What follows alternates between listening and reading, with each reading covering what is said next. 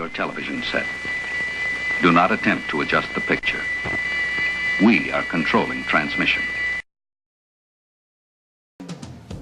Good morning and welcome to Weekend Breakfast. I'm Miriam Corowa. And I'm Richard Davies. Making news this morning.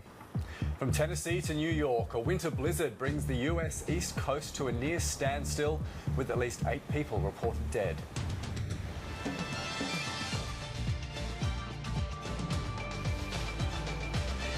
Also ahead, mourning a mother. Hundreds turn out to pay their respects to a pregnant woman killed in a crash in Hobart. A golden guitar sweep for Troy Cassar-Daley at the Tamworth Country Music Festival. And Bernard Tomic, the last man standing in the men's side of the singles draw for Australia in the Australian Open.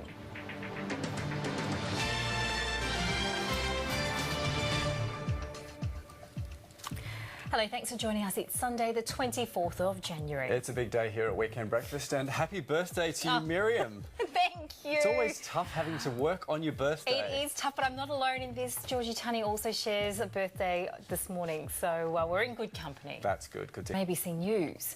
At least 9 people have died in a massive snowstorm that's now moving up the east coast of the United States. 10 states have declared emergencies as heavy snowfall and strong winds lash the region. Washington DC has recorded 30 centimetres of snow, while flooding has hit coastal areas in the state of New Jersey. New York City is now bracing itself for a powerful storm that's expected to hit in just a few hours. Meanwhile, tourists and locals have been enjoying the snow spectacular. Who doesn't want to be out here? And this is a historic storm, right? And you just want to be, I guess, part of history. Of course, who doesn't like snow? This is my first year living in DC, so I always love a chance to come out to the White House, and it's also the first major snowstorm that I've seen in DC, so I just wanted to see the White House in all of its white glory. Being out here in all the snow and walking around this beautiful city, it's just kind of an experience you don't get to have from where I'm from. So, I could be sitting inside, keeping warm, but it's a once in a lifetime kind of thing. So, why not take advantage of it? A candlelight vigil has been held for a pregnant woman killed in a car crash in Hobart CBD. People gathered at the site where her car was hit by a stolen 4-wheel drive. The woman's 2-year-old boy received minor injuries while her unborn baby was delivered 2 months early. The infant is stable but remains in intensive care. More than $70,000 has been raised for the family as donations pour in from around the country. A 13-year-old Palestinian girl has been shot dead following an attack in the occupied West Bank. Authorities say the teenage girl was holding a knife as she ran towards a Jewish security guard who was standing outside a settlement. He drew his gun and opened fire, leaving her with serious injuries. Paramedics arrived and she died a short time later. The attack will further boost already high tensions between Israelis and Palestinians after months of continued violence in the region. The US Vice President says the US and Turkey are prepared to seek a military solution in Syria if a political deal is not possible. Speaking at a news conference in Istanbul with the Turkish Prime Minister, Joe Biden said they would prefer reaching a settlement but would consider alternatives if it proves to be impossible. Mr. Biden also said Washington recognised that the PKK, which is accused of carrying out a number of deadly attacks on Turkish security forces since July, was as much of a threat to Ankara as Islamic State. ISIL is not the only existential threat to the people of Turkey. The PKK is equally a threat, and we are aware of that. Although we believe the vast majority of Kurds want to live in peace with everyone in society, we have to be absolutely clear. The PKK has shown no desire or inclination to do that. And it is a terrorist group, plain and simple. And what they continue to do is absolutely outrageous.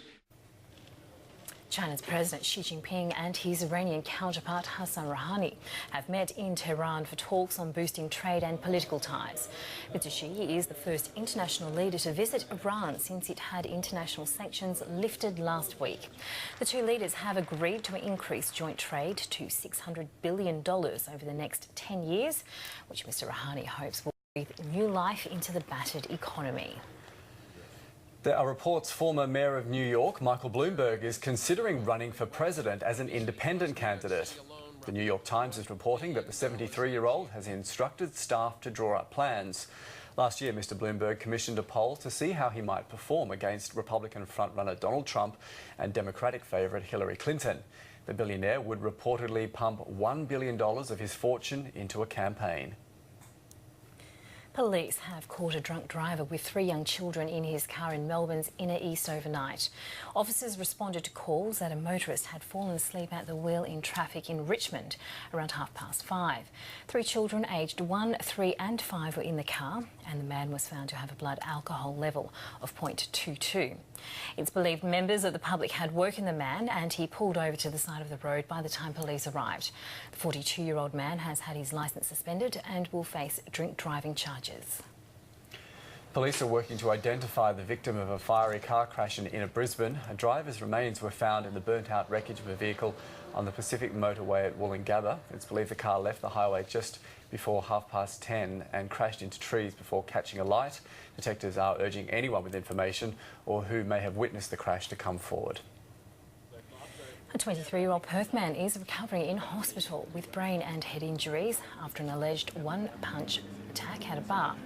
Tristan Chicato remembers nothing of the blow to the back of his head that knocked him unconscious. The assault has left him with bleeding on his brain, 3 broken teeth, a swollen jaw and facial stitches. A 21-year-old man has been remanded in custody, charged with causing grievous bodily harm. And country music's Night of Nights has wrapped up in Tamworth with veteran country musician Troy Cassadaly stealing the show. His win adds another 5 golden guitars to his already extensive collection. Among his awards, the Brisbane musician scooped up Male Artist of the Year, Album of the Year and Single of the Year. It was Cassadaly's 35th year performing at Tamworth, and he marked the occasion by taking his To come on Weekend Breakfast, warnings of more than $1 billion in damages from the deadly blizzard sweeping across the US East Coast. Also ahead, claims of a cover-up after an inquiry into the handling of the Great Ocean Road fire in Victoria backs the use of controversial backburning. And late at free running in the cityscape of Adelaide, parkour takes over the South Australian capital. In the men's singles at the Australian Open after taking down countryman John Millman in straight sets. Now, the 16th seed, he shot 20 aces in the match last night and he ended up accounting for the world number 95 in just under 2 hours. Tomic will meet with superstar Andy Murray in the 4th round after he defeated Jose Sousa last night. Now, there were more dramatic moments as Nigel Sears, coach of Anna Ivanovic, and father-in-law to Andy Murray, was hospitalised after collapsing in the stands during Ivanovic's clash with Madison Keys. The medical emergency caused a 55-minute delay, and despite Ivanovic leading by a set and a break, when the players returned to the court, Keys fought back to seal the match in 3 sets. India has avoided a series whitewash against Australia, taking out the 5th and final one-day international with 2 balls to spare. Glittering centuries from Dave Warner and Mitchell Marsh led the hosts to 330, but in reply, brilliant batting performances from Manish Pandey and Rohit Sharma, along with some very poor fielding from the Aussies, sealed the 6-wicket win.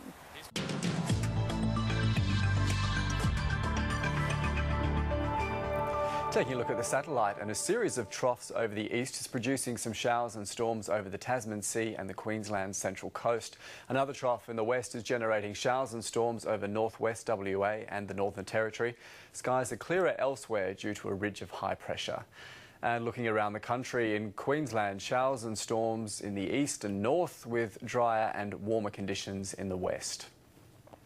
In New South Wales, showers and storms along the ranges and slopes, warmer and drier conditions in the west. In Victoria, isolated showers over the south with mild southerly winds throughout. Showers for Tasmania with brisk southerly winds throughout. A mostly sunny and dry day for South Australia with mild temperatures in the south. It'll be a lot warmer in the north. In Western Australia, thunderstorms with heavy showers in central parts, warm in the south and hot in the north. And in the Northern Territory, hot with thunderstorms likely in the north and northwest. And looking ahead to tomorrow's forecast for the capital cities, a cloudy day in Brisbane with some showers, cloudy with a chance of rain for Sydney and Canberra, cloudy in Melbourne and Hobart with a chance of some drizzle, Adelaide a partly cloudy day and partly cloudy in Perth and Darwin.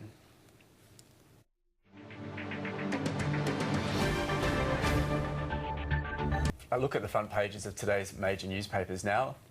The Sunday Telegraph has details on how a row between Rabbitohs owner Russell Crowe and 5'8" Luke Kerry transpired at a boozy team bonding retreat.